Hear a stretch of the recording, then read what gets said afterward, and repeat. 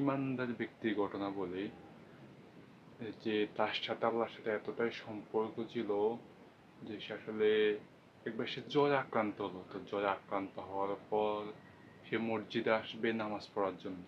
তো যখন সে নামাজ পড়তে আসছিল তখন তার সাথে একটা লাঠি ছিল। তো যখন নামাজ পড়ার জন্য আসছে, নামাজ পড়ার জন্য তৈরি হবে, তখন তার হাতের লাঠিটা এক জায়গায় রাখলো। রাখার পর সে লাঠির দিকে একটু নজর দিল। তার শরীরের সমস্ত জ্বর লাঠির গায়ে পড়লো এবং জ্বরের কারণে মানুষের যে ভিতরে থরথর করে কাঁপে বা এরকম প্রকোপ, তো এই জ্বরের প্রভাবটা যখন লাঠির মধ্যে পড়লো তখন লাঠিটা থরথর করে কাঁপতেছিল। এরপর তার সে কিন্তু সুস্থ হলো। তারপর সে অজু করলো, নামাজ পড়লো এবং আবার লাঠির উপর নজর করলো।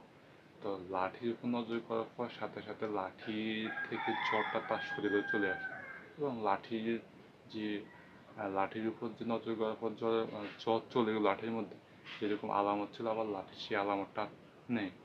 তো মূলত এটা হচ্ছে একটা পরিবর্তন ক্রিয়া। আর একটা হচ্ছে আল্লাহর দাসত্ব ক্রিয়া। এরকম যে মানুষ যখন আল্লাহর সাথে এরকম সম্পর্ক হয়ে যায় তখন মানুষ এমন অনেক কিছু করতে পারে যেটা আমাদের চোখে হয়তো একজন জাদুকরের মতো হতে পারে। এরকম তো এটা হচ্ছে আল্লাহ একটা মৌজেজা বা আল্লাহ তার সাথে যে সম্পর্ক, ভালোবাসা, সেটার একটা ফল। তো আমরাও যদি চাই আল্লাহর সাথে এরকম সম্পর্ক অথবা আল্লাহর সাথে যে কানেকশন চাই, তাহলে আমাদের তো তার মতো করে করতে পারবো আমরা। তো এটা হচ্ছে একজন মানুষের দ্বারা সম্ভবের কিছু নেই, আল্লাহ চাইলে অনেক অনেক কিছু দেন।